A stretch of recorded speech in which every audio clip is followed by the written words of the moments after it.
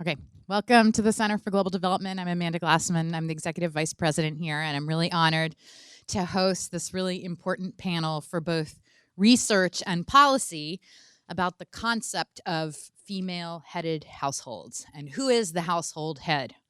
I will not dive in because these are truly the world experts who are going to be speaking today and who also have a lot of firsthand experience fielding the household surveys that give us the information on headship and other variables in households.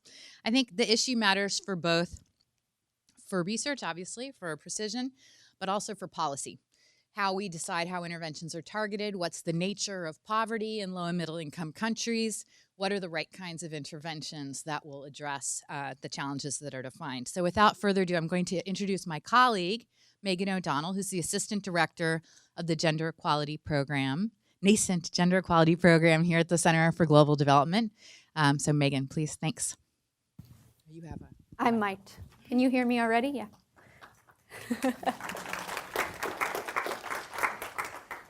So thank you, everyone. As Amanda said, I'm Megan O'Donnell, Assistant Director for Gender and a Senior Policy Analyst here at CGD. And I'm also very excited to welcome you to what I have no doubt will be a very energetic and maybe surprisingly contentious conversation, let's see, with our esteemed panelists.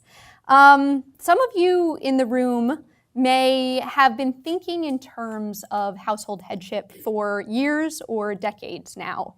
You may have strong views yourself on how this data should be collected, what it should be used for, some of the benefits of the analyses we can do with that kind of data, or maybe on the flip side, what some of the risks or unintended consequences of this term may be. If you find yourself in that headspace, we are very excited to engage in the conversation and hear your views as we start to converse with our panelists today. If you are not in the weeds of the headship conversation already, we are equally excited to have you here. For those of you who work day to day on issues of gender equality and international development, for those of you who care about these issues but don't really yet see why headship may be such a meaningful concept or a contentious one, we, in the next couple of hours, are looking forward to having this conversation and this journey with you. So to echo Amanda once more, just before we turn the floor over to my colleague Dominique van de Walle, visiting fellow here at CGD, for an initial presentation, I wanted to just spend a second to really place some emphasis on why this conversation that may at first blush seem technical and quite specific really matters for the broader context of gender and development and what we do here at CGD. So in our research and analysis on what works to narrow gender gaps in the economy and society more broadly, CGD evaluates interventions, we make policy proposals, and everything that we do needs to be founded upon the most accurate data possible, right? That is the case for many of your institutions, whether in research, advocacy, or service delivery yourselves. And knowing about households, knowing which households are the most vulnerable to poverty and to risks, and also which individuals within those households may be most vulnerable is obviously a particularly relevant factor to being able to effectively target social protection programs, other development efforts, so that we do the most good in our efforts to reduce poverty and increase well-being. Well, for a long time, as some of you may already know, female-headed households have been discussed as much more vulnerable than their male-headed counterparts. But what we're going to talk about today is how this distinction has been helpful. And on the other hand, what might that dichotomy of just female versus male-headed households be missing? How might we get a bit more nuanced in our understanding of how best to target future policies and development decision-making? So what I'll do now is turn over to Dominique, who is a development economist specializing in poverty, social protection, impact evaluation, and gender issues. As I mentioned, she is also currently a visiting fellow here at CGD, and she's going to take us deeper into the nuances of this discussion before we turn to our panel. So thank you. Welcome, Dominique.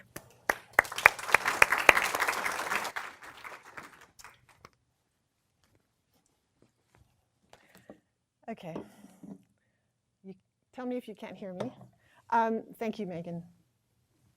And first, let me thank everybody for coming here, for the panel.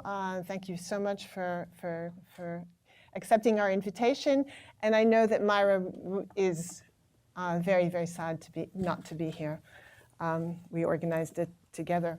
So today, I want to talk a little bit about my research, and really this talk draws on lots and lots of research by many people, including people in this room, on headship, marital status, and poverty in Africa. Some of our results from a paper with Kate Brown that isn't out yet, it's still being worked on, I'm going to also present.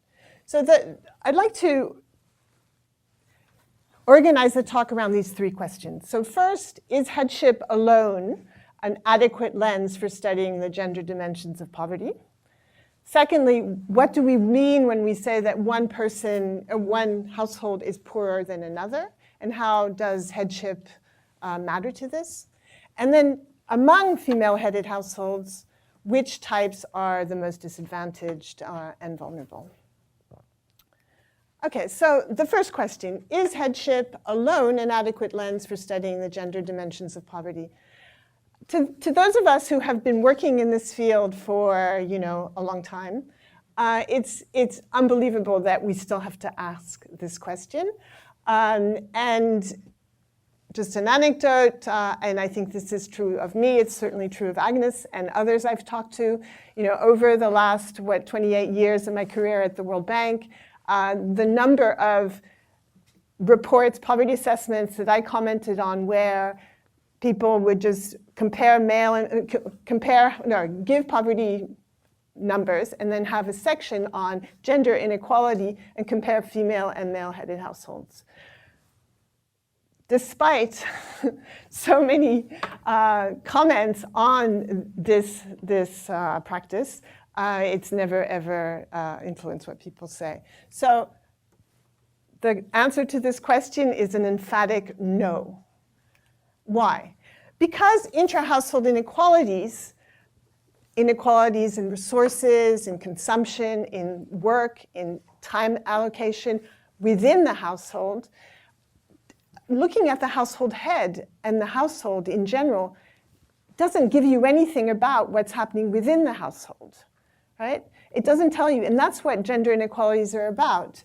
So for example, you may find that female-headed households are poorer than male-headed households, but that's equally, it may equally be true that women in female-headed households are better off than those in male-headed households, or vice versa. We don't know from looking at poverty at the household level by female or male-headed.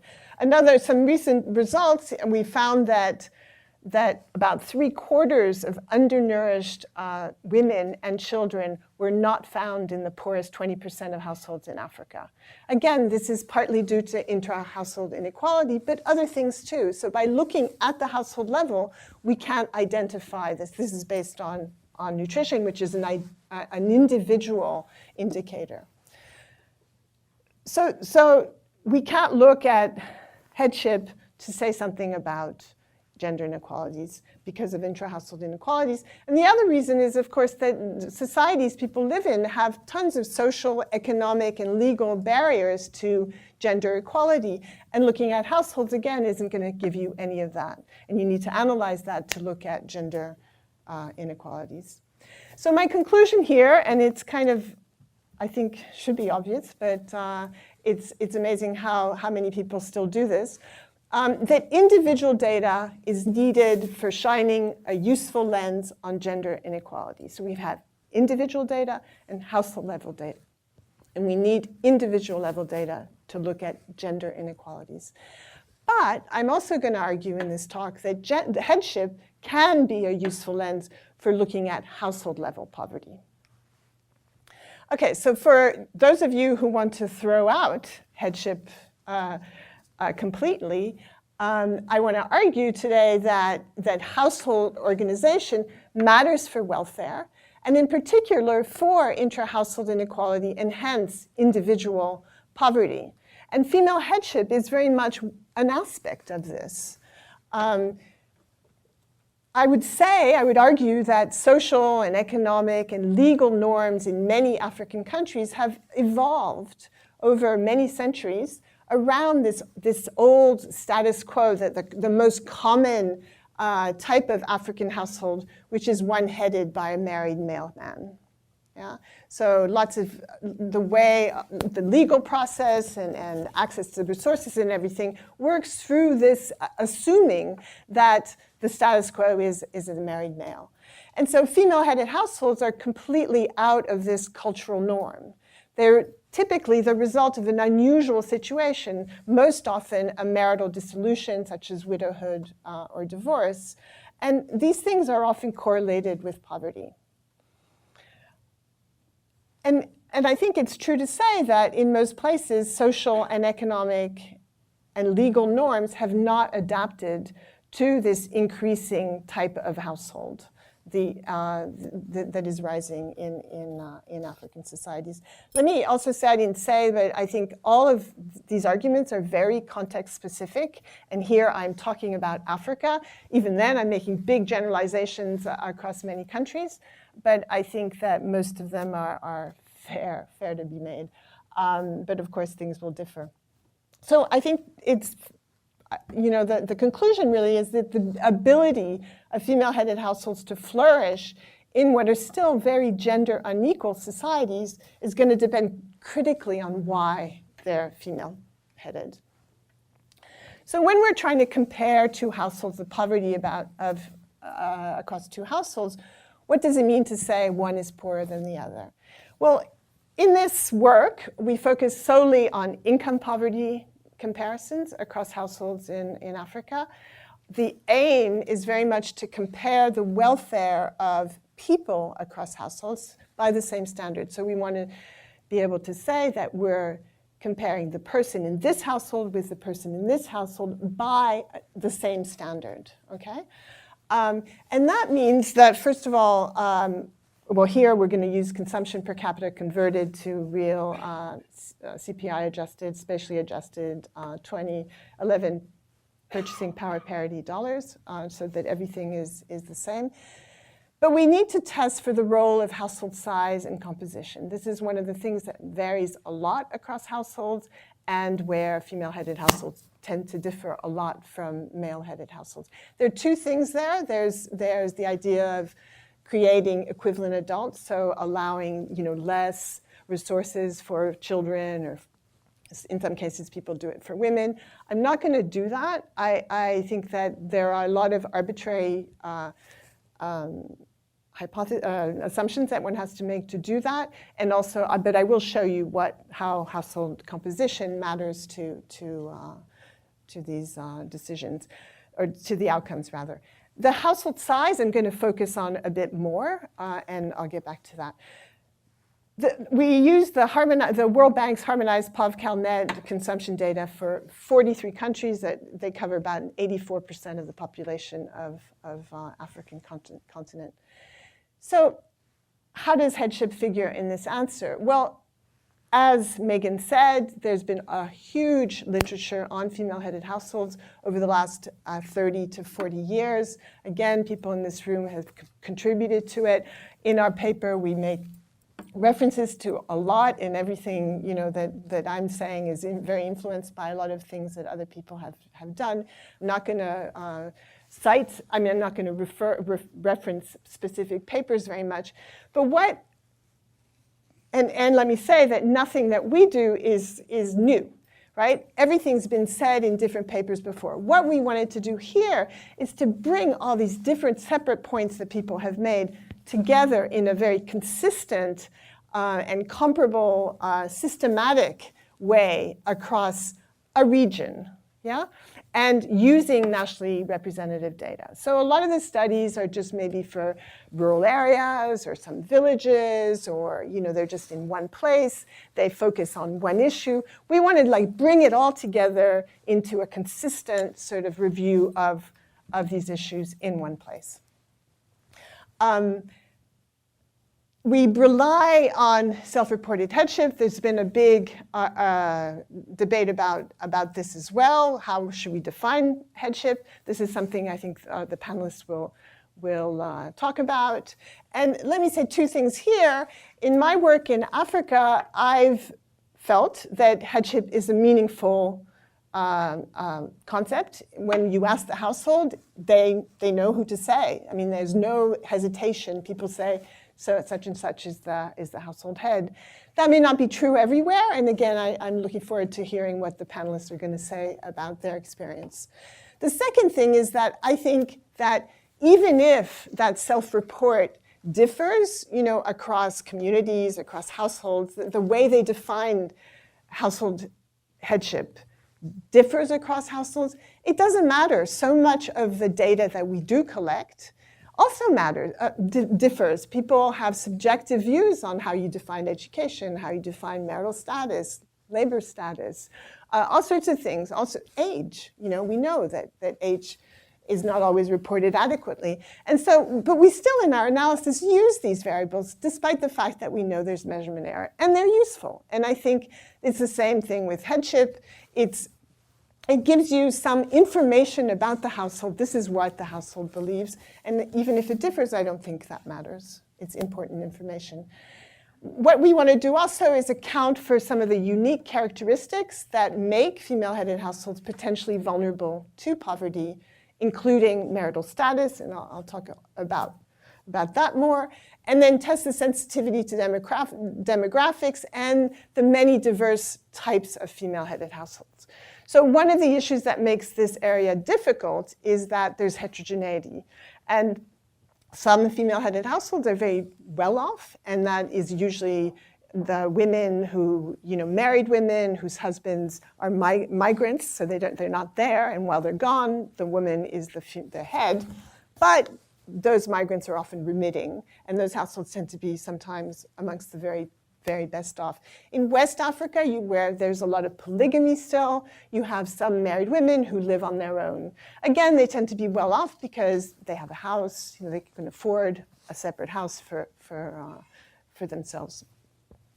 And then you have some households that are very badly off. Often they're widow or divorcee-headed, without labor, without productive assets. And then some of the never married who end up, heading households are also sometimes single mothers and are badly off. But so there's a lot of heterogeneity. So you have to account for that in some way. Now, why might female-headed households be disadvantaged? Well, we know there's tons of literature showing that there are huge gender inequalities in Africa. And of course, as heads, women are going to suffer from this. I mean, their households are likely to suffer. There's big differences in human capital. Women tend to be less educated. There's a lot of progress, but it still remains true. Access and control over assets and livelihoods, big inequalities, also in legal rights and protection. I think it's fair to say that a lot of the constitutions of countries and statutory law, espouses gender equality and so on, but that's a bit of a moot point because so many, I'd say the majority of marriages are contracted under customary law or Islamic law, which doesn't have these kind of rules. And so they don't apply to most people, or they're too poor to go to court or whatever. So, and under customary law, marriage tends to be the basis for production and women's access to social and economic rights. And these are very much conditional on being married, so lost at divorce or widowhood. Agnes has worked a lot on this issue, and I think it's a very important one. Also, inheritance. Under most customary law, there's no inheritance for women. Islamic law is a little better, but basically, family property typically passes through men, and widows often inherit nothing, and there's a bit of research showing that. Of course, women look after children and the elderly. And they also suffer from, quite rigid social norms, restricted mobility, and so on.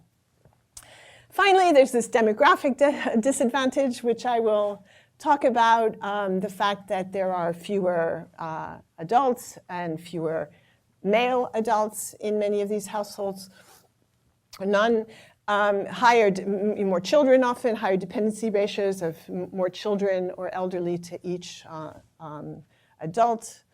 And also that our poverty measures ignore potential scale economies. And I will get back to that as well. Okay, so turning to the data, here is prevalence for the 43 countries. I've divided it up by sub-region of Africa, but you see focusing on, here the Africa-wide, that about 23% of households are female-headed, so about a quarter, almost a quarter, and that about, 18, sorry, I'm not good at this, okay. And that the percent of population in female-headed households is about 18%. I've done these numbers with the DHS as well, and we see slightly higher numbers. It's about 25%, a real quarter, and 20%. And you also see a lot of variance across regions and urban-rural. So typically, there are more female-headed households in urban areas. Okay, poverty. So this is a graph of basically the cumulative distribution of male-headed households here and female-headed households in the red, by their per capita expenditure. And this line here is the international poverty line. And so by reading off here, you can see what the poverty rate is, okay? And so you see that male-headed households are poorer than female-headed households. In all these, this pools all the data for 43 countries, and so we see that, that doesn't matter where you draw the poverty line, it's going to be pretty much that conclusion wherever you look. The problem with that is that these kinds of comparisons could be very, very deceptive for a few reasons. The first is, of course, that comparison pooled all this data across these very different countries, some much richer than others, some where there's social norms are very different religions, and so on. Once you allow for that, it's likely to change, and I will show you that. And so that heterogeneity across countries is also correlated with the average income, education, and empowerment of women, and so on. And so, for example, you might expect that female-headed households that choose to be female-headed, so maybe young students who are female-headed, are much more likely in the richer countries, and that will pull up per capita expenditures. Okay, there's that issue, and then the second, the use of a per capita welfare indicator, which does not allow for potential economies of scale in consumption. And again, I'll get back to that in a sec. So you can see here that just by dividing this data into the four sub-regions, already you see a lot more differences, right? So again, each of these is also pooled across different countries and their different norms and so on. But you also already see that in Africa, in East Africa, there's practically no difference between male and female-headed households in the poverty rate. In Central Africa, female-headed households are poor. Male-headed households are a bit poorer. In Southern Africa, female-headed households are poorer on average, and in West Africa, it's the opposite, and by a big distance. Okay, so big differences across regions. Okay, finally, economies of scale. So there are big differences between female and male-headed households in terms of demographics, as I mentioned. Female-headed households are much smaller on average, so 3.8 members versus 5.1 for male-headed households. Now, among female-headed households, 67% do not have a male adult resident in the household, and those households are even smaller, 3.1, and that's the majority of female-headed households, 3.1 members, versus female-headed households with a male adult that are 5.4, so much larger. So again, this is going to affect our poverty measures quite a lot. There's a lot of single adult households, and 44% have just one adult and a lot of children. These households are also much more likely to include widows, orphans, and disabled people, and so who are potentially disadvantaged. Now, the demographic disadvantage were one, fewer labor age adults and higher dependency ratios, but the second one is this economies of scale. So basically, as long as you believe, that we believe, that two or more people can live more cheaply together than separately, there will be some economies of scale, right? Maybe food is a private good across people, right? You don't share that. But, everything to do with appliances, utilities, a phone, so many things, you don't need. By dividing by household size, you're exaggerating how much money those households need, right? And so here, by using the per capita consumption indicator, we're distorting that comparison, in part because female-headed households are so much smaller, okay? And let me show you what happens when we allow for economies of scale. So again, we have the 4 regions. Over here, we have the difference in poverty rate, where it's female-headed minus male-headed. Yeah, so anything above the 0 line, which is this red line, is female-headed households are poorer. Everything below is male-headed households are poorer. And here we have a parameter theta, which determines how much we allow for economies of scale. So at the end here, 1 means the per capita. Okay, we assume that all goods the household consumes are private goods. Here is the household no allowance at all for household size, where you're basically assuming that you have more people in the household. That doesn't deplete resources for anybody else. Okay, both of those extremes seem, at least to me, to be out of the question, right? Clearly, this isn't true. But I think this is really problematic as well, to assume that everything is private. And so you see that across the regions, it changed. The poverty comparison is very, very sensitive to this comparison. So here in East Africa, you don't need much at all of emphasis on economies of scale to get a reversal where female-headed households are poor. Here, a little more. In regressions that we run, we estimate a theta of 0.6 about for Africa. So that would mean that Central Africa, female-headed households are also poor. When we look at one number, And in Southern Africa, it doesn't matter what you do, they're always poorer. And in West Africa, pretty much the same thing, but the reverse, okay? But so I think that the thing to take away from this is that few people would agree that no economies of scale. And so I think that you can see how sensitive the measures and the comparisons are to this.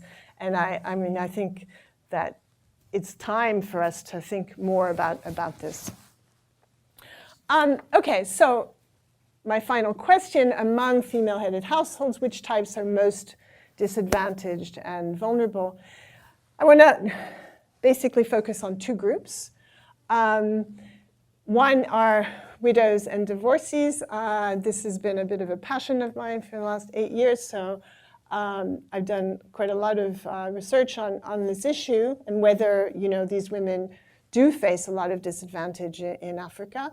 And there's a literature on this. It's recent, and it certainly needs a lot more work. But in Zimbabwe, Uganda, and Mali, households headed by widows are found to be especially poor among female-headed households, and in a few cases, the poorest households. Recent paper by Anderson and Ray in the context of missing women argues that the lack of a husband accounts for some 35% of excess adult female mortality in Africa. So it's not happening, at very, very young ages. It's happening much more around middle age, early middle age. Okay. And then in a recent paper with Marie-Albertine Juicom, we look at all countries. We look at nutrition. We compare the nutrition of widows and divorcees with women who are in their first marriage and find big vulnerabilities and disadvantage in terms of underweight and BMI for many countries, but by no means all. And this is also, we look at how it's affected by HIV and find that it's not explained by HIV. And there's also evidence that this disadvantage persists through remarriage and spills over to children's health and education. Okay, in thinking about this, I love this graph. It's my favorite graph, so I'm always showing it. But I think it really, for me at least, it fixes the ideas. So what we see here is the incidence, the share, basically, of men and women by marital status controlling for the life cycle and age. Right? And so the first thing to notice is how different the patterns are for men and for women. You see for men, basically, marriage from about the early 30s to their early 80s, way over 80% of men are married. Okay? Basically, men are single or they're married. For women, it's very different. So marriage peaks at around the early 30s. It peaks and then hovers around 80%. Here, green is marriage. Yeah, hovers over 80% until the early 40s for women, and then really starts dropping quite precipitously, while widowhood, here the red, rises quite inexorably. So a big, big difference. You see that women spend a lot of their lives in widowhood. If you look at divorce, the black line, you also see that there's more divorcees amongst women than amongst men. Now, a lot of these women, of course, get absorbed into households, both female and male-headed households, and in many cases, we don't have data that can identify them. The DHS, one phase of the DHS did that, and I don't know if they're going to do it again, but I've used that data a lot. But quite a few also head households. And here are the numbers on that. So for the 43 countries, again, you see that amongst female-headed households, about 64% are headed by either widows or divorcees. So a big share. Yeah? And you look at men, and it's about 4%. Okay, so the typical household is a married male head. Now here are poverty numbers back to per capita consumption. These are differences in the poverty rate. So it's female-headed minus male-headed. So a positive number means that female-headed households are poorer. Again, all numbers, so male-headed households are on average, when we look at everybody together, poorer. And these are percentage points, yeah. And then if you look at within never married heads, we find that, and within widowed, divorced heads, we find that women, female-headed households are much poorer than male-headed households. And if we compare a widow or divorced female versus all male heads, whatever their marital status, we find that at least in urban areas, female-headed households are much poorer, although less so in rural areas. If we compare among female-headed households, widowed versus married are much poorer, no difference in rural areas, and similarly, divorced versus married are quite a bit poorer as well. Okay, so they tend to be, not all by any means, but they tend to be a poorer group amongst female-headed households.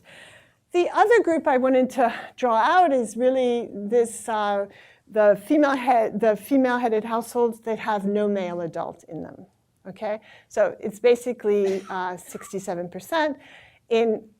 I want to say that I think they're particularly disadvantaged in rural areas because of what I've argued before, that the presence of a male adult can be key to the household's economic participation in rural markets, access to legal rights, male-dominated livelihoods.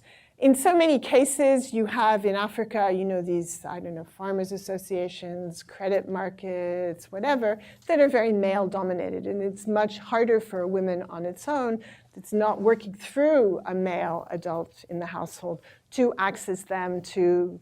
That is my interpretation from a lot of the studies people have done and the data. There's been a huge literature, recent literature that Karen worked on too, showing how women have far fewer access to assets than productive assets and all types of assets than men.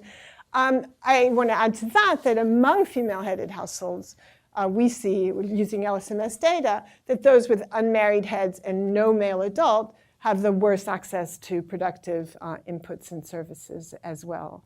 And we're still working on this as part of the paper, we're still working, but my intuition is that it's just that kind of link to the sort of agricultural, cultural, economic norms. There's a small literature, in fact, they don't seem to make this as their main point, but that's found mostly for Ethiopia, that female managed plots are much more productive in male-headed households than they are in female-headed households. And that's an area I think that, at least I don't know much literature on that, I think needs to be more developed. Okay, this is pretty much my last slide. So here I want to just bring everything I've talked about all together. Okay, and here it's not poverty rates, it's regressions of consumption per capita, on a dummy variable for whether the household is female-headed. So all households are in there, male and female-headed households, and I'm comparing consumption per capita between male-headed households and female-headed households. Okay, and so as we go from column to column, we add different attributes of the household or the individual. In this first column is that first graph I showed you where we don't even we just pool all the data, don't allow for country effects and so on. And you see this huge difference. Female-headed households have overall 16% higher consumption per capita than male-headed households, and that's true of the two groups. This is a second regression that divides up the households. Okay, well this is ridiculous, nobody actually does this, But the minute we add, I think this one has urban, rural, and year and month effects or something. In this one, in 2 is what people more typically do, which is that they have country fixed effects. So that regression controls for the country, all the characteristics of the country you live in. And you see how much this changes.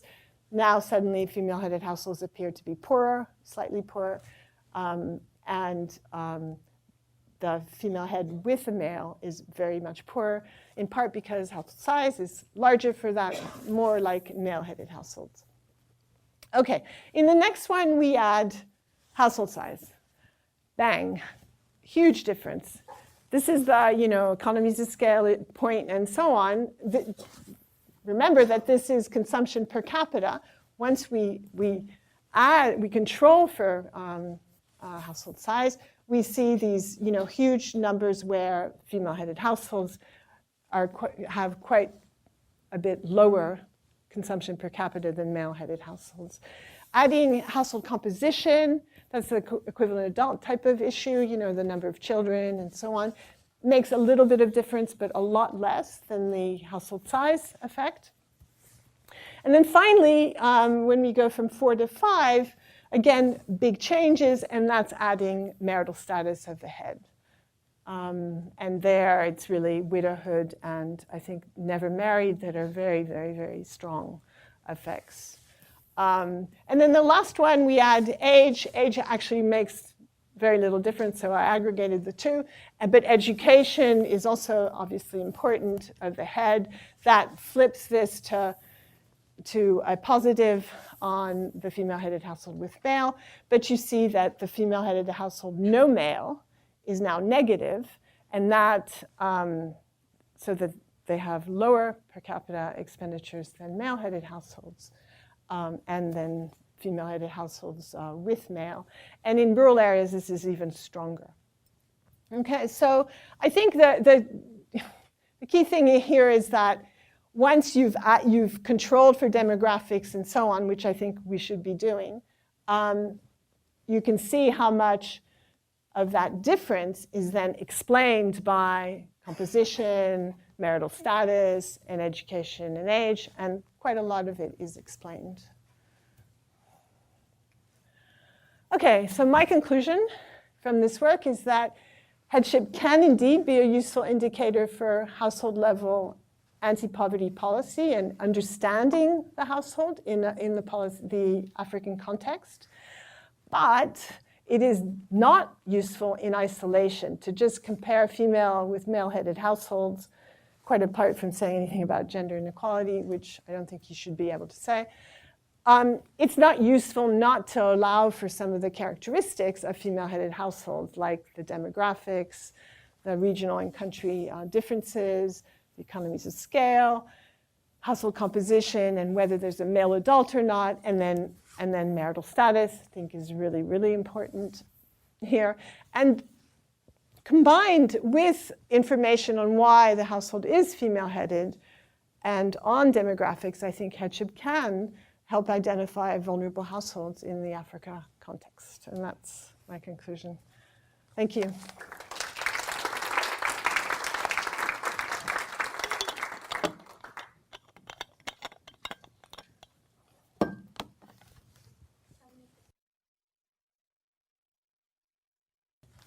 Yeah.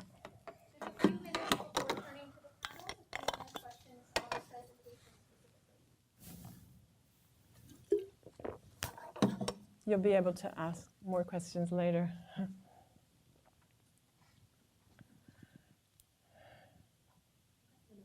Yeah, all right, let's save till the end then as we continue.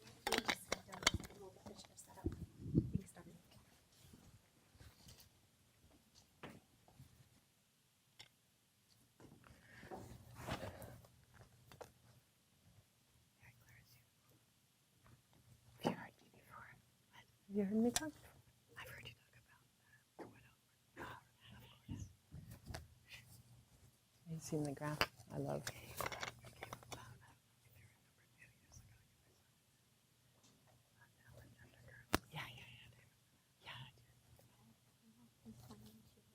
Yeah.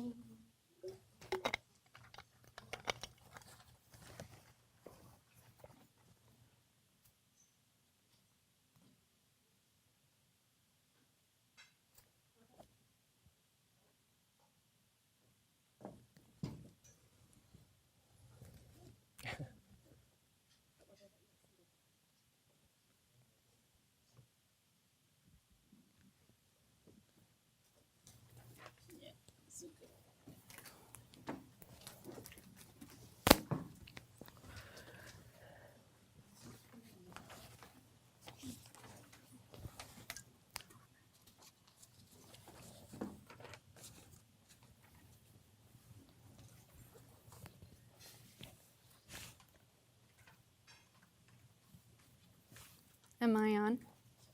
Yeah. Okay. Well, thank you so much, Dominique, for providing that initial framing, and I think lots of food for thought for the rest of our conversation.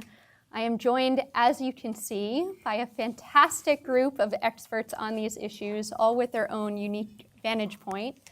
Joining myself and Dominique on stage is Karen Groen, who is Senior Director for Gender and Development at the World Bank. Sunita Kishore, who's the Director of the DHS, the Demographic and Health Surveys. Jose Antonio Mejia, who is Lead Specialist of Modernization of the State at the Inter-American Development Bank. Next to Jose Antonio is Mimi Oseni, who is Senior Economist at the Living Standard Measurement Surveys, the LSMS. And then finally, just next to me is Agnes Jasumbing, who is a Senior Research Fellow at the International Food Policy Research Institute, or IFPRI. So welcome to you all, and thank you so much for taking the time to be at CGD to have this conversation. Before we delve into the pros and cons of this term, whether we should keep it, whether we should abandon it entirely, I kind of want to give the group a sense for where we are right now in the status quo, turning to our folks who are deep in the weeds of how this survey data is collected. So maybe Mimi, to start with you, can you speak to your experience within the LSMS context, how you are using this term, how is data being collected on it, and how, if at all, is it reflecting some of the nuances that Dominique mentioned within the African context? All right, thank you guys for having us here. So as she mentioned, I'm with the LSMS team, and we do loads of surveys, and we've sat through a lot of interviews, so this is coming from our practical experience. Yes, we write papers too and publish, but I want to speak from the survey implementation aspect.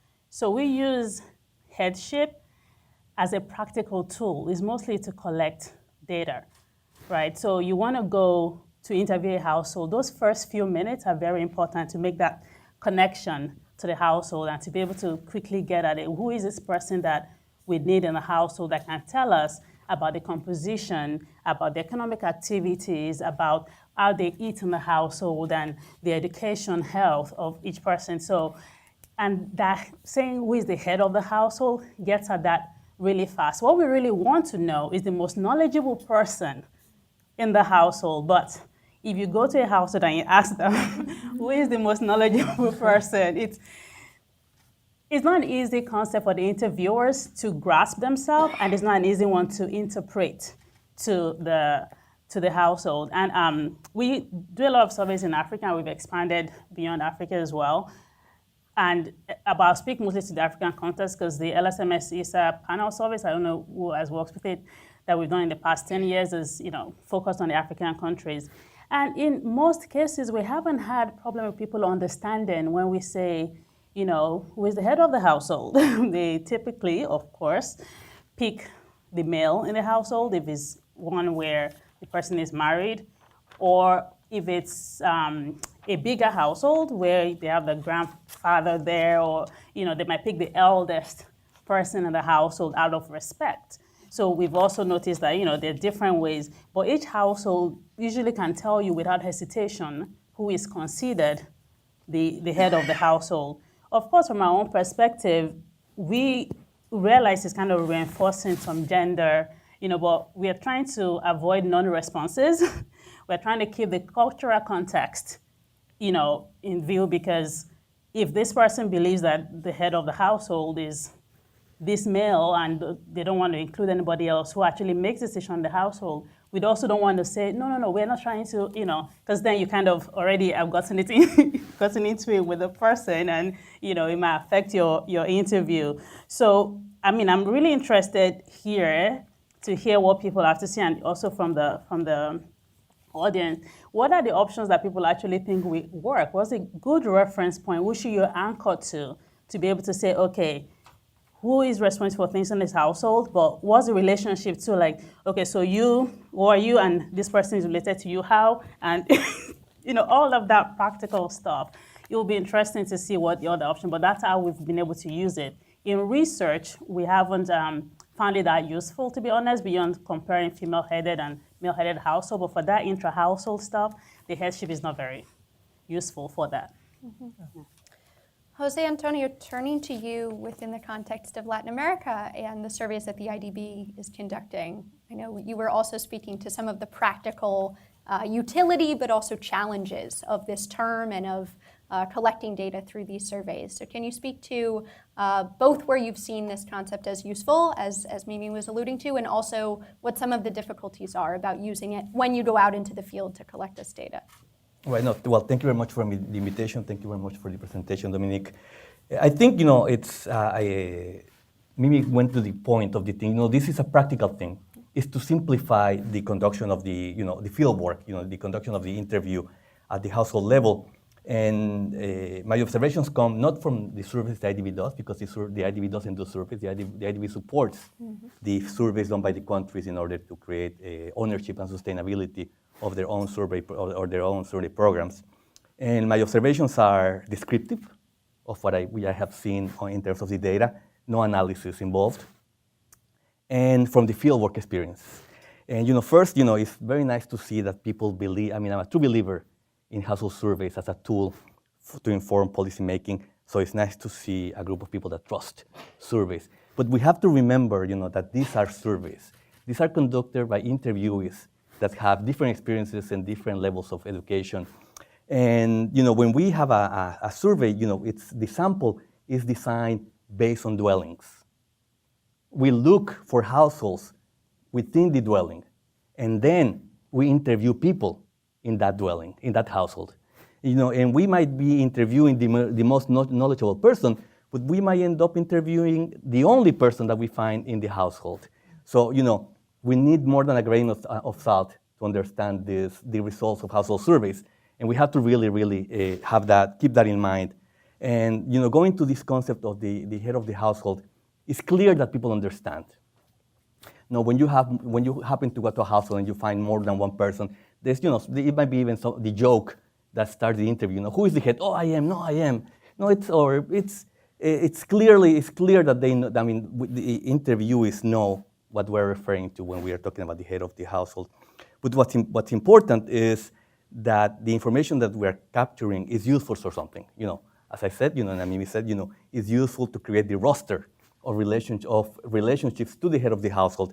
And one of the things that we have been seeing in Latin America is this idea of, households are not what they used to be.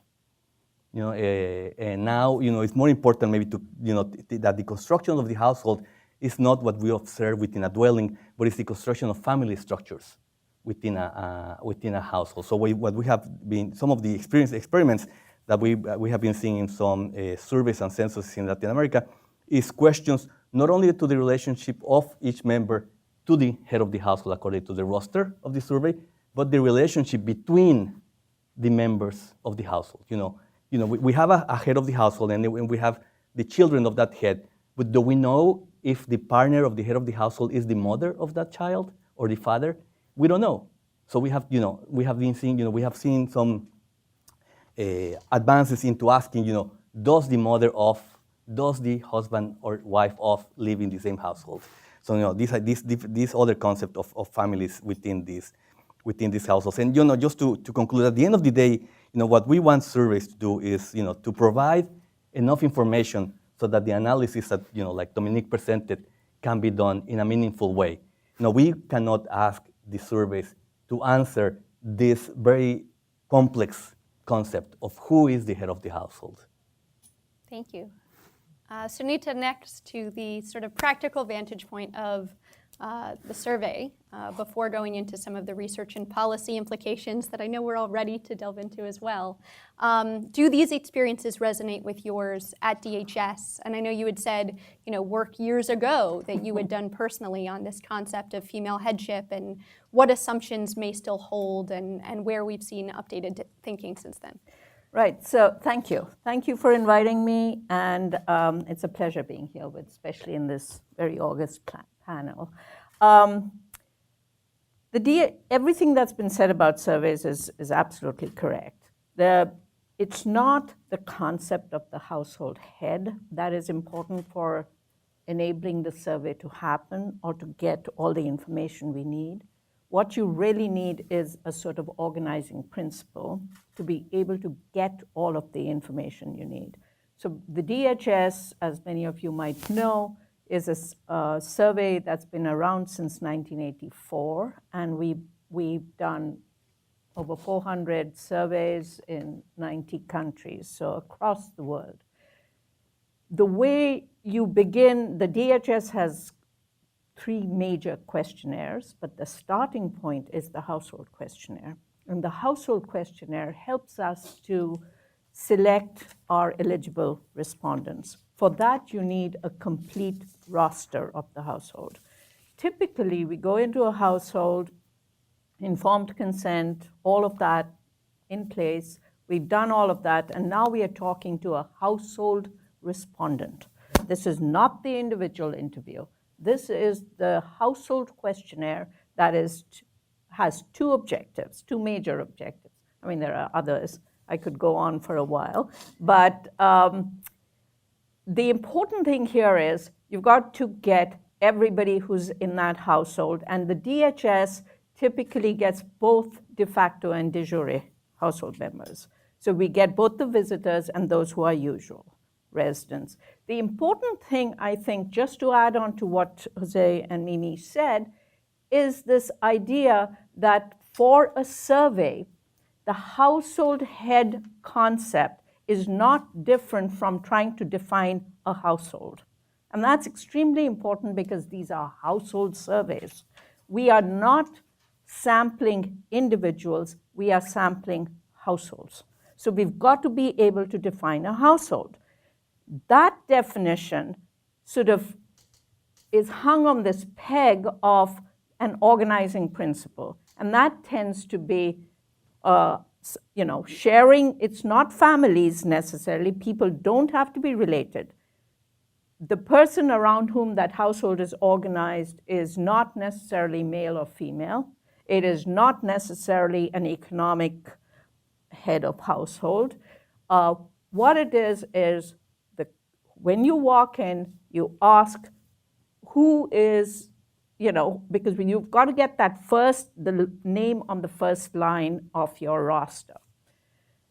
And you're asking, who would you say is the household head? Let's start there, and you get that name. From an analytical perspective, you can quibble with the whole term of household headship, but from the internal functioning of that survey, you need somebody on that first line because all of the other information is going to be in relation to that person. This is the challenge over time to some extent, or actually across the world, I should say. There are two types of challenges we have in trying to get the person on that first line. One is in polygamous societies, where you have a problem of trying to define whether, as Mimi said, typically the person gives you a male name for that first line. But that male may or may not be a usual resident in this household. And that's an extremely important concept because you can only be a household head if you are a usual resident. And if you're polygamous and the husband spends time in 2-3 households, you do have a problem. You've got to figure out, you've got to use some terms by which, some defining assumptions by which you're going to be able to classify him either in this household as the head or even a member or in some other household, because you cannot double count individuals in households. So that's one challenge, and the other challenge is the labor migration. Mm-hmm. And those are your 2 major ones, because in most cases, women will tell you the husband is the head of household. And if the husband is not a usual resident, he cannot be a head of household. So you spend some time negotiating that piece and convincing the woman that no matter how respectful she is being to her husband, if he is not there and is not staying there for longer periods of time, he cannot be the head of household. So that actually leads to a lot of what Dominique said, because that's what gives you such a variety of heads of households and households themselves. because these may not be, you may end up with somebody in that first line as head of household as somebody who the woman didn't want to, you may have to put the woman herself as the wife in that first line, and she may not have agreed to it because she feels her husband should be there, even if he is not in the household and has not lived there in a long time. Mm-hmm. So Karen, I'd like to turn to you now, reflecting on some of the reasons Sunita has pointed to the fact that this concept is relevant when we're looking at household level poverty, household level analysis as opposed to individual, some of the reasons that Dominique pointed to as well. Should we keep it? What are some of the unintended consequences of it? What are your reflections on how surveys are using it today? So maybe I can actually answer your first question as well and then come to the question you asked me. Yeah. Because I actually think, first of all, I totally agree with Sunita and Mimi that we need an organizing principle. In my view, I think the concept of head is a value-laden judgment. And surveys from a technical perspective and organizing principle perspective, especially those who are which operate in the quote-unquote developed world, whether it's US, UK, Canada, and I did some research on this before this conversation, have moved away, and actually surveys in Latin America have moved away from the concept of a head. And what they do is they designate a person as a primary respondent. Now, it's sometimes the first adult in a household. For a multi-purpose household survey, that's probably the way to do it. But if the survey has a purpose, and I'm speaking here actually from my own perspective as a researcher, where I carried out with colleagues nationally representative household surveys in Ecuador, Ghana, and the state of Karnataka, India, on asset ownership, and also worked on this issue from the perspective of tax issues, where if it's a survey that's designed to elicit information about a specific project or a purpose, you can ask about most knowledgeable in the household about asset ownership, for instance. And we didn't actually find that that was particularly problematic. And you can actually, if you use primary respondent, you can actually map, that's your reference person. And so like the PSID, I don't know, anybody knows the panel study of income dynamics, the current population survey, these kinds of things. They have an adult reference person, and they map everybody who is technically in that dwelling unit, the relationship to that reference person. People get personal ID numbers. And it's a very non-judgmental, just kind of approach that you don't have to ask extra questions and so forth. And that was the approach that we took in our surveys in India, Ecuador, and India. Now, the issue, I think, so one other thing, I think, there's other justifications on the survey side. We need the idea of head because it makes the interview process go more smoothly, and it helps us organize the roster. And we've learned through some of our work on the LSMS team that that's actually not the case because of the kind of technology that we have now. CAPI technologies actually help you organize rows in terms, you can get your rows and your columns right of people who are mapped to each other. And it actually can be a lot easier than pen and paper methods. So we have technology that can help with this issue. And I think then to the second question, if we have these more neutral ways of getting information, I frankly don't see why we don't use them. And this is where I have a few other issues. The first is, Dominique was really fantastic at pointing out the problems with headship. And I love the fact that she did that, the limitations. But I'm still not convinced for why we should use it, and then let me talk a minute about why, on the analytical perspective, I don't like using it in my own work. So first, there is from being a feminist, I have an objection to the idea of a term that connotes an implicit assumption of a hierarchical and presumably patriarchal system of household governance. And I have a person who really wants to change the world, I care about gender equality, I think statisticians and survey designers can actually help to stop perpetuating biased kinds of concepts, particularly when we have other alternatives that can be neutral and work just as well without extra cost, without extra questions, and so forth. Now, it's not to say we don't have problems. We certainly have problems in retraining enumerators who have been trained by people in different countries to use the concept of headship. And we did encounter that in India and in Ghana, less so in Ecuador, where people were stuck on this issue and we had to retrain them. Then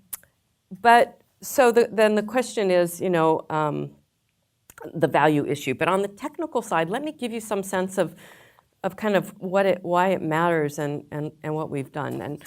But before I do that, let me just say, the problem for me is in analytic terms that the household head, and everybody here has said this, Mimi, Dominique, et cetera, it's not a quote unquote objectively determined entity. And for analytic purposes, I have a problem with that because the naming of a particular person as a head is influenced by who the respondent is and whatever subjectivities that respondent brings, by the field workers' perceptions and prejudices, which I just mentioned, by the values or beliefs of other members of the household. So, and we did some work in this project that I was on taxes about these problematic definitions. So just to give you an example, Morocco, the definition is any person who's considered by members of the household as such and contributes for a great part in the household expenses, the breadwinner, and generally has the responsibility for the management of household expenditures. That definition is totally problematic because it confounds a lot of concepts like management of expenditure versus who contributes, and that mixes all kinds of things. So I tell Morocco, throw out that definition. You need to figure out something else. To give another example, in South Africa, this issue where head is asked, but a colleague of mine who worked on the Kwaluzu income study in South Africa, when they found the quote-unquote head is absent, they designated a quote-unquote acting head, and that was done to cope with a situation where the household feels that the head is the absent migrant, but then in the coding and in of the data, they didn't distinguish between a quote-unquote real head or an acting head, and it got all confounded. And so for analytic purposes, we had this project that I worked on had 7 countries, from Morocco to India to the UK, Argentina, and the idea of head was different. And we really wanted to compare the tax incidence, who bears the burden of taxes in a personal income tax system or a value-added tax system. And for that, we needed to have really good categories of comparisons. And we didn't think the headship category, because it was so many different definitions, was not the best. So we actually devised an alternative classification of households that we thought was more robust. And by the way, when we looked analytically, the categories of male and female households are not demographically and economically equivalent. When you look in many countries, a male-headed household, quote unquote, often contains females, but female-headed households don't often include adult males. Dominique was really great about stressing the composition of the household and why that matters. So we thought, when we did this tax project, can we actually, for analytic purposes, develop different classifications of households based on their demographic profiles and their earning status, or their earning status that would at least be a little more of like by like. So for instance, households that have a lone adult female and dependents, or a lone adult male and dependents, and the lone adult, in households with 2 people who have dependents, and you could talk about it, lone adult female who's an earner or not an earner. So we can have these different compositions. And actually, in the analysis of the bank's last poverty and shared prosperity report, we did move away from headship as a category. And we classified households on the basis of their demographics and on the basis of their earning profiles. And we got actually a lot of and we compared it to the headship. But we felt that the information that we got for these alternative household types was actually better for us in terms of targeting, in terms of for policy and program development. And the last thing I think I want to say is, how does this matter? In the asset gap project that I mentioned, Carmen Diana Deere, who's a very close collaborator of mine and has written a number of papers now on this topic and used a lot of data from Latin America, starting in 2012, and in her later work, she basically has also, she's vigorously defended this concept, by the way, when we started this research project. But the analysis of household asset ownership by these different types really was revealing. A headship analysis of household ownership severely underestimates women's share of wealth, particularly housing wealth, and that was a very robust finding. And in the case of Nicaragua, an analysis based on the quote-unquote head of the household greatly underestimates as well the share of household wealth that belongs to a woman. So when we did these comparisons, the household headship category actually was quite misleading for some types of analysis, and I would argue that what we did was different. And the last thing I think, I'm sorry, I would say that was going to be the last, but the last thing I do want to say is that, no, let me stop there. Okay, we'll come back to you. Yeah. Okay, so before turning back to survey folks on the feasibility of some of the ideas that Karen just floated around shifting from headship to primary respondent and what some of the advantages of that could be, Agnes, I want to turn to you, bring you into the conversation to react to what Karen was saying about, for analytic purposes, this concept of headship that we've traditionally used versus something that may be a little bit more granular, something that could compare, like to like in other characteristics. Having done research on the concept in the past, what's your reaction to that? How do you see this sort of, for analytic purposes, within gender studies broadly, being useful or less so? So thanks for the question, and thanks for inviting me. So I must admit, so this is true confessions, that when I get a paper to referee and it talks about gender differences, and I'm so excited to read it, and the only indicator of gender differences is headship, I cringe. Like, oh my God, am I really going to referee this paper fairly? And I think the reason behind that is that a lot of people who write on gender, who use headship as a proxy for gender differences are just lazy. And I find that it doesn't address the situation of women in male-headed households, who still are the majority of households globally. It tends to understate the extent of gender differences in agriculture productivity. It's really a horrible proxy for inter-household gender differences. And it doesn't capture gender dynamics in decision making. So that's why I don't like headship as an analytical category. I actually much prefer something similar to what Karen has talked about, which is to talk about a primary male or a primary female respondent. And these are, in fact, the categories that we use in implementing, for example, the Women's Empowerment in Agriculture Index surveys and its derivatives, because we find it more useful analytically. That said, I think it's also important to note what the purpose of your survey is. So, for example, I work a lot on impact evaluations of nutrition interventions. And in that case, our primary respondent is usually the primary caregiver of the index child. And the male counterpart would be her partner or her spouse.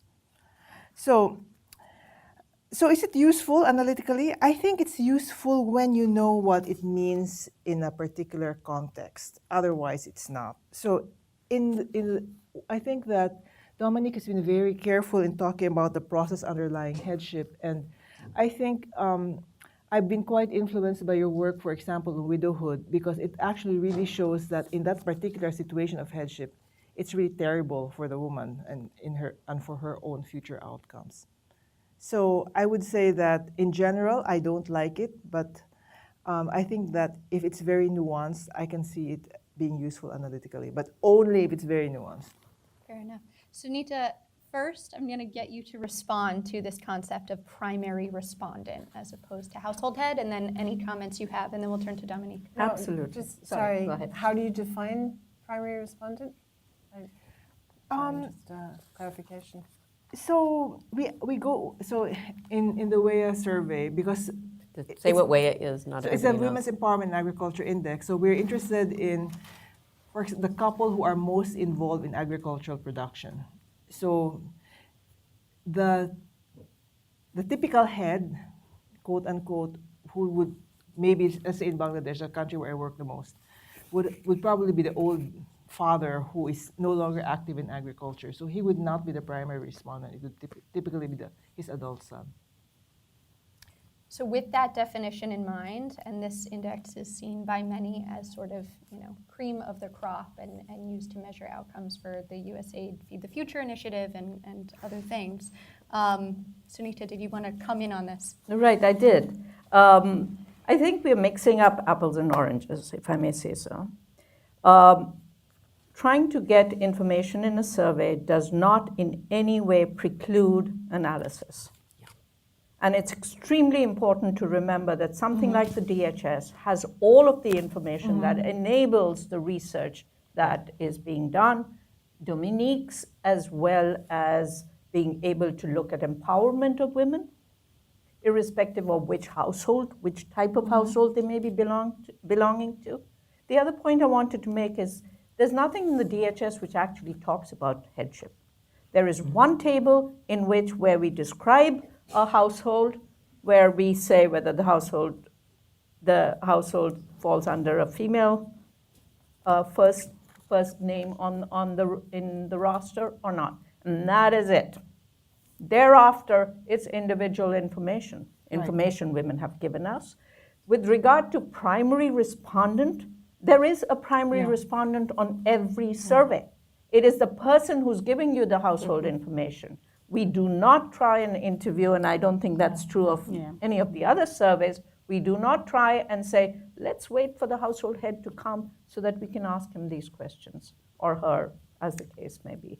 It is about getting the information on the household, and it is about the organizing. I mean, as far as the DHS is concerned, the only way that we use it is to try and see if we can organize relationships within the household. We do. One last point on that. I think there is more we can do about organizing relationships. And honestly, Karen, I don't think this has anything to do with technology because, of course, DHS has been using CAPI for a very long time. It's not about being able to rearrange names or anything of that sort. It's really, I think, we've got to keep, I agree with you, it's a little bit like the use of language. You can perpetuate things just by using language in a particular way. So I agree with you that surveys could be seen as perpetuating certain language or certain norms. But in fact, if you suppress altogether what the person thought was the head of the household, you are losing a variable in the potential ways of looking at data. Sorry, you were going to ask something. I was just going to reinforce your point that the information is there, but I think it's the people who are analyzing it who tend to be very simplistic. Right. DHS is very rich. Can I ask you a question? I'm just going to ask, and it may be unfair, but Agnes and Sunita, if you were asked who's the head of your household, how would you answer? Who is the head of this household? Would you answer? How would you answer? Probably. I'll answer that because Kathleen's asked me that too. I mean, you're practiced. I would decline to be interviewed. That was not one of the questions we gave them to prepare. No, but I asked my husband that when I was preparing for this, because he does surveys and works for the federal government, so it's just US. So I was like, if they came to this household, and it's like, well, if I open the door, I would say it's me. If you open the door, you say it's you, because we are both but in some other cultural context, it doesn't work that way. But yeah, I would say I was the head if somebody, if I opened the door. You wouldn't say, I and my partner are both heads of this household? yeah. But When they start asking what? the question, right? So what? So Is the- that's the U.S. We all live here. Yeah. There's a lot of female-headed So households. I do want to turn Context is everything. to Jose Antonio next. including because he raised his hand. Thank you. Because I think, Karen made a good point in sort of distinguishing between what we are perpetuating as value-laden norms through collecting data, right? Before the analysis is even done, before folks might be lazy in equating female headship with sort of gender differences writ large, is the collection of data going to be perpetuating a particular value or conception of how households are organized? Or do we still see value in collecting information on what many people we're collecting data from see to be the organization of their household? So I don't know if you want to respond to that directly. I think this intrinsic values issue is important, but at the end of the day, it's irrelevant. That's not relevant. The question is irrelevant because, as we said, it's a logistical question. How else will we ask in order to construct the roster? You get to the household. Okay, tell me the names of all the adults. I have to pick one, and there has to be something behind that picking. So it's irrelevant. But I think the point is that I don't think this non-neutral way of asking has a bias. And if it has a bias, even if it has a bias, some of the changes that we're seeing, even with this wrong definition of female-headed household, or male-headed household, we're seeing changes in society. So if we assume there's a bias, at least the bias is consistent. It's true, and if you don't want to use it as a concept for your analysis, then don't use it. But it's, we need it there, and I insist, for logistical purposes. And here I just want to read a little quote from a 1995 Australian Bureau of Statistics note on the usefulness of the head of household. This is, the term head of household should only be used on the data collection phase and not in statistical output, as it is sometimes considered to be inappropriately value-laden. And it says at the end, warning, underline, and in capital letters, warning, this variable is to be used with caution as it's not an indication of household headship. It is just, the question says, organizing. Exactly, it's just for the roster organization. And let me just give you some numbers from Latin America. If you believe in head of household as the self-declared or declared by the rest of the members, or the one that is the main provider, in 2001, 25% of the households was headed by female, according to the self-declared definition. When we went to the main provider, the percentage was set 27%. Not that much of a difference. We moved to 2017, and the percentage of female-headed households declared is 35%, and the percentage of female-headed households, according to main provider, is 33%. So we see an increase of 10 points in the self-declared headship of household. But I think the most relevant is that we can capture some of the dynamics of society on these numbers. And again, even if we don't like it, there's an increase of on the two parental households with kids headed by females. It has increased from 1.4% of all households to 4.6% in 2001 to 2017. So something has to be happening in the way we see, in the way society understands headship, even with the same bias question, or however we want to see it. And even in two parents households with no kids, the percentage increases from 0.4 to 1.6. They're very small numbers, but still, I think they do reflect some changes in the way this concept is evolving, at least in the perception of society. Yeah. No, I think you raised a really interesting point, and I'll turn to you next, Mimi, to note that there are other data collection methods, right, that we draw upon when we do analysis on changes in gender norms, right? We have the World Values Survey, we have these regional barometers that get at some of these changes. I think it's really interesting, as Jose Antonio notes, that we can be seeing these changes as folks are able to self-elect. Do I consider myself to be a co-head of household, or is it still the man, and does that change over time? Mimi, do you want to react? Yeah, no, I was just going to add that, yes, in the LSMS surveys, the only place you see the head stuff really is the roster. After that is individual or who knows the most about this farm, because we want to ask about this farm. So analysts can be lazy sometimes and just pick the head, because it's the easiest thing to do. But surveys too, though, we also have we also should do more to let people be able to do deeper analysis. it takes more time and it costs more to do that. And we've been doing that in the LSMS surveys. I don't know if anybody knows what the questionnaires look like. They're already like this. They're very thick. But to allow for more than one space when you're asking questions, even simple things like that, right? Who makes the decision in this household? Most people will just say the man. But if you allow for 2 to 3 people, then you get all this, stuff. And analysts can use those instead of using the head of the household. But again, this takes time. This is not like you're interviewing sometimes multiple people when you want for the same thing, if you want to get at gender differences. So there's a cost to it.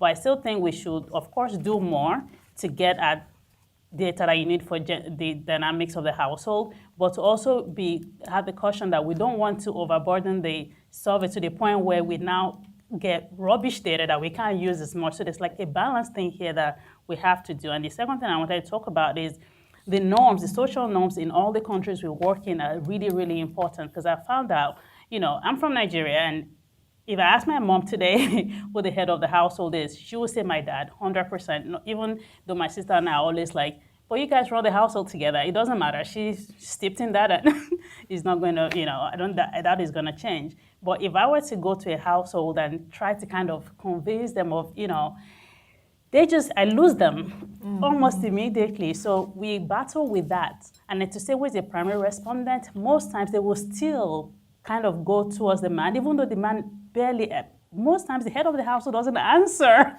most of the models at all, because the person is not around or they're going to work or something. So it's just like a figurehead. I think for analytical purposes, the data is really rich, and I would not worry as much about that. Over time, it might change. Like Jose said, they're finding more, female-headed households, even within 2-couple households, which we've seen in our survey too. Like even female-headed household with no head is going up. Female-headed households with male is also going up. And these are African countries. So eventually the cultural context hopefully will catch up someday, but a lot of survey is about getting the data that you need and making sure you don't have non-responses, you don't have missings, which means that we always have to keep the cultural context, at the same time, work hard to see how we can help not, reinforce some of the stereotypes so much, but it's not going to be easy. So in our final responses from the panelists before opening it up to you for comments and questions, I want to turn to some of the practical sort of policy implications of all of the nuances we've been discussing with vigor. So understanding that we may not be able to entirely dispel these social norms via data collection, in isolation, that's to no surprise, but also understanding that at the back end for analysis, this should not be overly relied upon. And I think that brings us back full circle, Dominique, to your original kind of argument with the emphatic no at the beginning of your presentation. What should we be doing when we are making sort of policy choices about who to target via social protection and other reforms, other financing? When we're making these decisions, what's the data to rely on? I mean, the context of my talk and my assertion that headship is I think, valuable, was looking at poverty, household level poverty in Africa. Of course, every survey can ask, if you're asking about contraception or something, you're not going to ask the male-headed household. That's clear. I mean, no one's arguing that. But I think that in terms of household poverty, the headship is important in Africa, and it's context specific. And clearly, controlling for it, as I said, all sorts of things like the demographics, education, marital status, and so on. And it's when you draw down on those things that you get to something that's really meaningful, and that there's strong effects, and they help in most of these countries. So I think,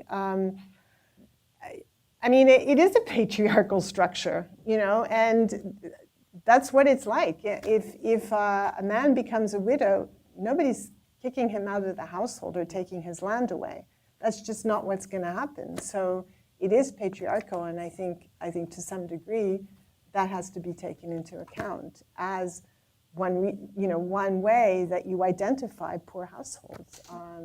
Women who basically, you saw there's a lot of them, and it's a majority of female-headed households are widow-headed or divorce-headed, and many of these households are kicked out of the house, have no inheritance, And I think there's no social protection. There's no social protection. There's nothing for them in Africa, which is why, I have a paper which argues that polygamy and Islam is way better for these women than Christianity and the lack of polygamy, because they can remarry. They have, it's a safety net in the absence of anything else. And I think this is really important if we're concerned about poverty and policy. I think that's very, very clear. Yep. Karen, without the concept, do we lose that? I actually don't think we do. I mean, I think what I said before, by the fact that we can actually classify households by how many earners are in them with dependents, or classify households by how many adult males and females are in them with and without dependents, can help us. Because, and particularly if you have, based on the roster, the identification of who's mapped to different people, you can actually see different vulnerabilities. So in Chapter 5 of the Poverty and Shared Prosperity Report that the bank did last year, based on this demographic classification and also on the earning classification, women of reproductive age, regardless of whatever household they lived in, were seen to be most vulnerable to poverty. And so that has implications, I think, for targeting. And you obviously fully agree with Dominique and Sunita. You use a lot of the information that you get in surveys to help you do more granular type of analysis. So another point that I think is really, we're kind of hinting at, but we're not getting there. I agree fully with Sunita that you need this organizing principle of a household, and whether we say it's a quote-unquote head or it's a primary respondent or a reference person in the way that many surveys have used, we definitely need an organizing principle. But I think the problem also is that it's important what you ask them about. It's important not to make assumptions that they know everything about. And in the past, that person was asked a lot of questions about. I'm not saying that's the DHS at all, but in some surveys, that person was asked a lot of questions about the employment status of others, or the health conditions of others, and so forth. And I think we have to think harder as a community about how we get information, and we've started to do this. Credit to a lot of the surveys that do. Go within the household to get information on key things that matter to individuals. So the assets that individuals own and control, the employment that or paid and unpaid work that individuals to do the time. That, I think, getting that level of individual level information is absolutely critical, and not relying on others, except in the case of children, perhaps, to say, because we did some work on the Gender Asset Gap Project, where one person answers about assets that others have, is actually not correct. I mean, there's a lot, when you compare that to households where you ask multiple individuals in a household how much they own, what they own, how they make decisions, we get a lot of variation, and we have to think harder about how we get into that intra-household information. Mm-hmm. It makes sense, right, to go to the source and asking some of those questions. Sunita, do you want to talk about how the DHS is doing that? Or? Well, yeah, I don't know whether words? we want to open it up, but I think what's important here is that I think we see, for example, in Nepal, that very recently the data showed that female-headed households, normally nobody was paying attention, but suddenly female-headed households went up from 16% to 31%. So then the question comes, let's look to see who are these women? How are they suddenly in a position that they are being held responsible? They are being declared as heads of households. And when we went into that, there is a published paper that I wasn't involved in, but that used the DHS data between 2001 and 2016. And basically, they looked then to see what's happening, and it was male migration. There is so much migration out of Nepal, and these women are left on their own, but they get the remittance. Mm-hmm. So in fact, child health in those households was much better. So it's not that you look at one indicator and that's the end of the story. You've got to explore what's happening to that indicator. And sometimes female headship is not relevant at all to, the idea that the head is a female is not the relevant point. It is the number of earners in that household. It is the, the adult-child ratio in that household, et cetera, who the caretakers are. Is somebody disabled? All of those things matter. But I would strongly argue that having somebody, the headship issue as reported by your respondent, is just one more variable which can be debunked. If you don't have it, you will not have that information, and you will not be able to monitor changes in society and how people look at it. Clear perspective on the other side. Jose Antonio, I think some of the granularities Sunita just mentioned, when you were talking about households as dwellings versus families, you got at that point. Any kind of final word from your perspective? No, I think that of course we want the best data that we can, but every knock on the door costs money. Mm-hmm. The cost of a survey is getting to the door. So if you have to go back to the household or to the dwelling to interview each and every person to get the best data, it's going to be more expensive. Yep. So I think we have to take that into consideration again. From where I started, understand that all this data is great, but we have to take it with a couple of grains of salt. And when it comes to analysis and policy making, what is more important? Poverty or headship? Do we make decisions based on headship? We should make decisions based on poverty. It may just so happen that the distribution of headship among poor households is different from non-poor households, but the decision is not on the headship. The decision is on the poverty. Mm-hmm. Mimi, thoughts on how to balance those concerns of time, energy, resources within the survey with the granularity that we hope to have? So I think a lot of the input that we get into our surveys come from researchers like Dominique. They ask us questions, and it makes you think about, what's going to go in the survey. So I think part of what we are responsible for is to make sure that we are collecting what is needed for policy making and analysis, but at the same time, making sure that we don't spend too much time on something that sounds good, but is not as practical. And then, but to always keep in mind that you have to have, if people are not using the data, you've also just wasted a lot of time and money. And for the kind of research that Dominique does and some people on my team, headship is important in some aspect. For others, you need to dig deeper, but I feel like you need all of it together to be able to do that deep analysis, because yes, most of the female-headed households are poorer if they're widowed or married or divorced, while some might be married. So all of this stuff is important. I feel like just using only one might be misleading, but if you use all of it, then everything is there. And at this point, most of the papers I've read in the past couple of years are using everything. So they're actually making use of what we are collecting in the data and the extra time that is being. So I do appreciate that. I think people are digging deeper, and it's good.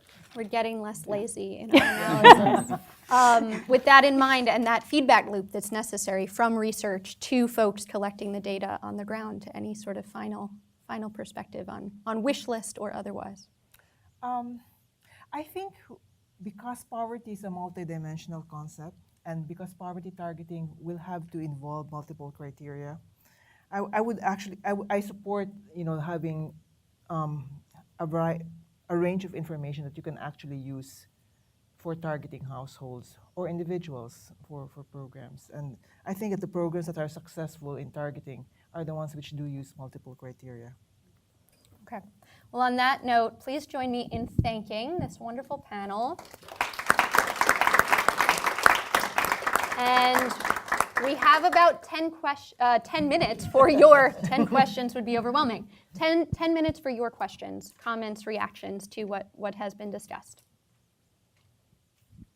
Don't be shy. Yes, please introduce yourself. We've got a mic coming for you. Hi, so my name is Kalyani, and I did my doctoral research in India. So I used household surveys to collect data, and I went with asking people, the primary respondent. And I didn't take head of the household out of practical reasons because my survey was on migration. And so most of the people who were reported as head of the households were not there. So that's why I took primary respondent. And I agree with Karen that we shouldn't be perpetuating inequalities. But intra-household inequalities exist, and so whatever terms we use, it still exists. So one, isn't taking headship useful to identify who's more powerful or the most powerful in that household? And secondly, isn't using head of the household as a concept useful to identify these households for longitudinal studies? Because, for me, some of my respondents were young women. And if I were to go back, say, after 5 or 10 years, probably tracking down them would be very difficult. Mm-hmm. Thank you.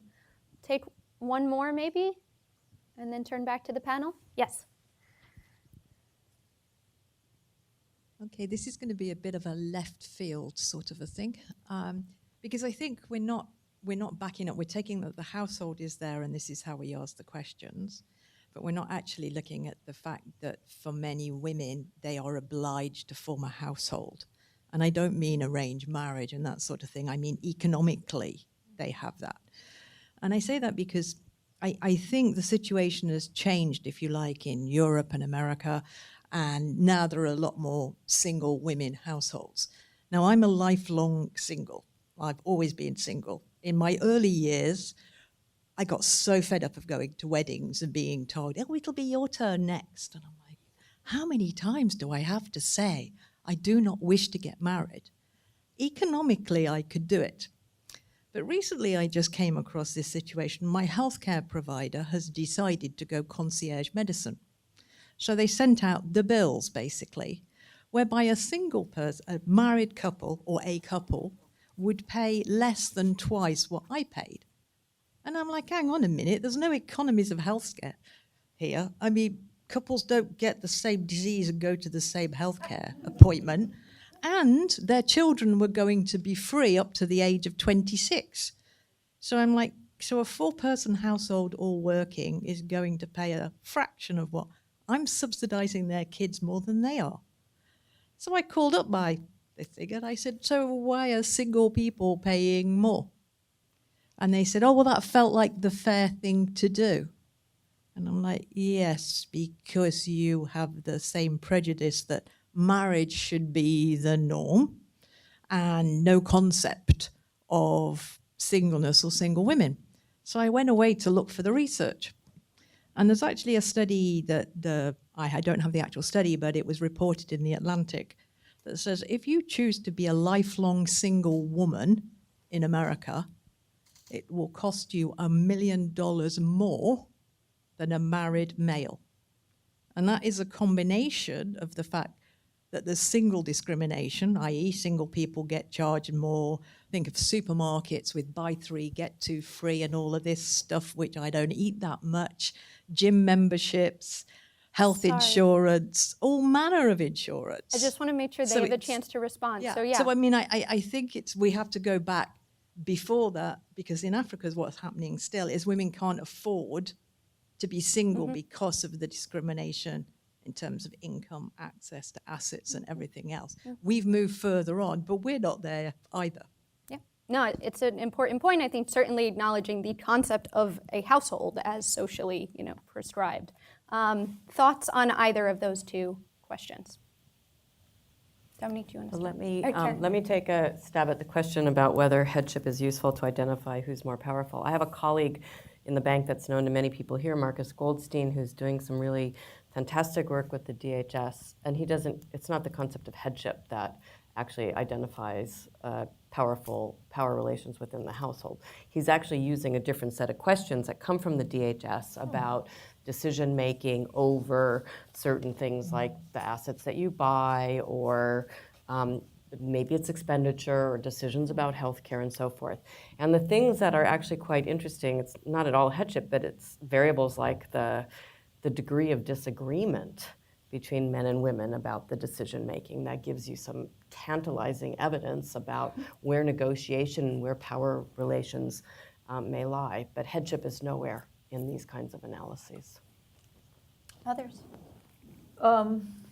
I think what you were getting at was slightly different. When we do the mapping and listing for our surveys, we do try and get some sort of identifier for a household, so that when the teams actually go back to interview, they find that. Again, it is the name that's associated with that household. Otherwise, that's just one of the pieces of information. With GPS information, et cetera, you can triangulate, but you need as much information as possible. This goes back to, and that's why your question as to whether it would help you identify the households. Yes, I mean, if you want to go back, there has to be something that you're able to identify with. If you have very precise GPS information, you know where the dwelling is, but you don't know whether the same household is there as was listed to begin with. So there are all kinds of choices that you have to end up making. And some of them are nothing to do with how the data will be analyzed. It is just a tool to collect and to be sure that you're going back to the same people. And it could be the name of their eldest daughter who's got married and gone off, or not got married, remained single and gone off anyway. But the point being that you've got to be able to find that little hook that allows you to find that family again. It could be anything. Yeah. No, I'm just going to add, so the LSMS ESA surveys are panel surveys, and we have to go find the households every 2 to 3 years. And this is something that we've struggled with, because we didn't have funds, for example, to follow if the household moved, and let's say they divide into 3, and the kid moves there, the husband moves there, the wife. We didn't have enough money to follow every single person. So with the START office, our surveys are basically owned by the country. So they're not, I say our because we provide technical assistance to them, but they're their country surveys. And they said, well, we should follow the head of the household. If wherever he's moved to is where we would go to. And most of the time, that turns out to be the man if it's a 2-family household, and if it's a female-headed household in the previous round, then it will be that female. But that was the identifier. And following the women were harder if they got married, because then you didn't have, because they also choose the husband's name, so then you couldn't find the person. So sometimes these things are kind of like a logistic tool to be able to find somebody 5 years down the line, but it's always going to be tough and expensive. Sure. Yeah. So I have the experience of tracking households after 20 years. And basically what we did is we had very good rosters before, and we basically asked people where each individual was. So I would probably say we weren't tracking households, we were tracking people. And in some cases we succeeded thanks to cell phones, and in others we did not. But I think to your point, Kalyani, it really depends on what the household structure and what the pattern of when people, do you marry out of your village or not? That really depends. It will influence what your tracking protocol is going to be. So just to quickly add, so the thing with the LSMS is that they're nationally representative surveys. People have done experiments on a village, and you can follow them for life, and it's more expensive. But when we're trying to track people across the country, I did not believe how much it would cost. Yeah, but so there's some challenges here and there. No, and in Senegal, we tried to do that too, and the households are polygamous and huge, and there's enormous amount of change, and tracking people is incredibly difficult. All right. Well, with that, I'll encourage you to come see them afterwards in case anybody is able to talk. But just to end on time, we're going to end it there. Thank you all so much for taking a large chunk out of your afternoon to share your insights on these difficult and fascinating questions. Thank you all for listening and engaging. And let's one final round of applause.